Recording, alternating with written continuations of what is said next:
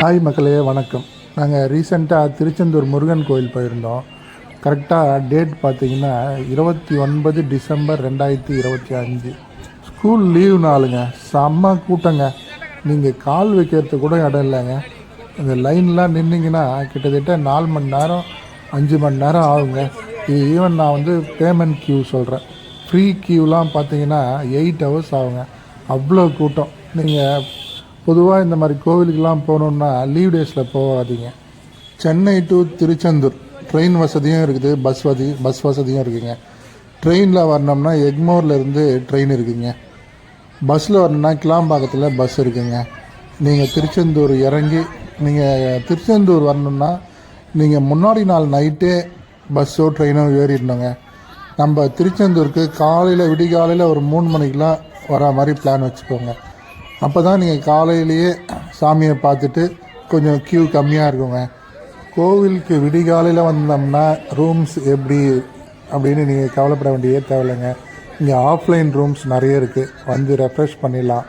நீங்கள் தனியாக வந்தீங்கன்னா ரூம் கூட எடுக்க தேவையில்லைங்க. நீங்கள் கடற்கரையிலேயே ஸ்டே பண்ணிவிட்டு அங்கே கடலில் குளிச்சுட்டு சாமியை பார்த்துட்டு திரும்பலாங்க. அதே மாதிரி இப்போ கவர்மெண்ட் திருச்செந்தூரை நல்லா டெவலப் பண்ணியிருக்காங்க. நிறைய ரூம்ஸ் கட்டியிருக்காங்க. ஒரு 5 வருஷத்துக்கு முன்னாடி பார்த்த திருச்செந்தூர் இப்போ இல்லைங்க. நிறைய ரூம்ஸ் அவைலபிளாக இருக்குங்க. நீங்கள் ஈஸியாக இங்கே தங்கிட்டு சாமியை நல்லா ஈஸியாக பார்த்துட்டு சந்தோஷமாக வீட்டுக்கு போகலாங்க. திருச்செந்தூர் முருகன் அறுபடை வீடுகளில் இது ஒன்றுங்க, முக்கியமான ஸ்தலம். இது 6 படை வீடுகளில் இது 2வது படை வீடுங்க. இது கடற்கரை ஓரமாக அமைந்த ஒரே முருகன் கோவில் இந்த முருகன் கோவில் தாங்க. புராண வரலாறு இந்த கோவிலுடையது. முக்கியமானது என்னன்னு பார்த்தீங்கன்னா, அசுரர்களின் தலைவன் சூரபத்மன் தேவர்களை துன்புறுத்தி வந்ததாகவும், தேவர்களின் வேண்டுகோளின்படி சிவபெருமானின் அருளால் பிறந்த முருகன் சூரபத்மனை அழிக்க திருச்செந்தூர் வந்ததாகவும் கூறப்படுகிறதுங்க. இங்கே நடந்த பெரும்போரில் முருகன் தனது வேலாயுதத்தால் சூரபத்மனை வதம் செய்தார். சூரபத்மன் இறுதியில் மயிலும் வேலுமாக மாறி முருகனின் வாகனமாகவே மாறிவிட்டாருங்க. போரில் வெற்றி பெற்ற பின் முருகன் இத்தலத்தில் சிவபெருமானை நினைத்து தவம் செய்ததாக நம்பப்படுகிறது. கோவிலுக்கு அருகில் ஒரு நாழி கிணறு இருக்குங்க. அதாவது கடல் பக்கத்தில் தான் இந்த கிணறு இருக்குது. ஆனால் அது உப்பு கரிக்காதுங்க. நல்ல தண்ணிங்க. தண்ணி குடிக்கலாம். அங்கே கோவிலுக்கு வரவங்க முக்கால்வாசி பேர் இந்த கிணத்துல குளிச்சுட்டு தான் சாமியை பார்க்க போகிறாங்க.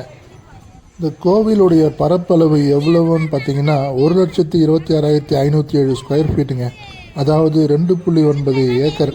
இந்த கோவில் இந்த டேட்டில் தான் கட்டினாங்கன்னு கரெக்டான வரலாறு இல்லைங்க. ஆனால் இந்த கோவிலை பற்றி திருமுருகாற்றுப்படையில் வரிகள் வருதுங்க. திருமுருகாற்றுப்படை எப்போ உருவானது பார்த்தீங்கன்னா கிபி 2ஆம் அல்லது 3ஆம் நூற்றாண்டுலங்க. ஸோ இந்த கோவில் 2000 ஆண்டுகளுக்கு மேற்பட்ட பழமையான கோவிலுங்க. பல்லவர்கள், பாண்டிய மன்னர்கள், சோழர்கள் மற்றும் சேர மன்னர்கள் இவர்கள் காலத்தில் இந்த கோவிலை நல்லா விரிவுபடுத்தியிருக்காங்க.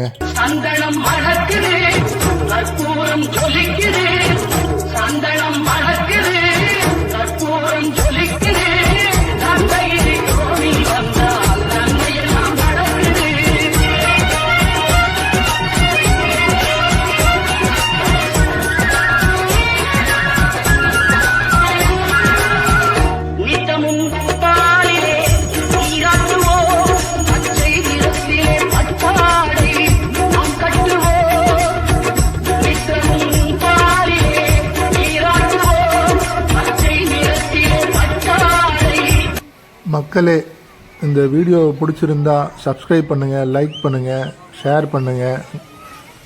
மறுபடியும் இன்னொரு வீடியோவில் சந்திப்போம். நன்றி.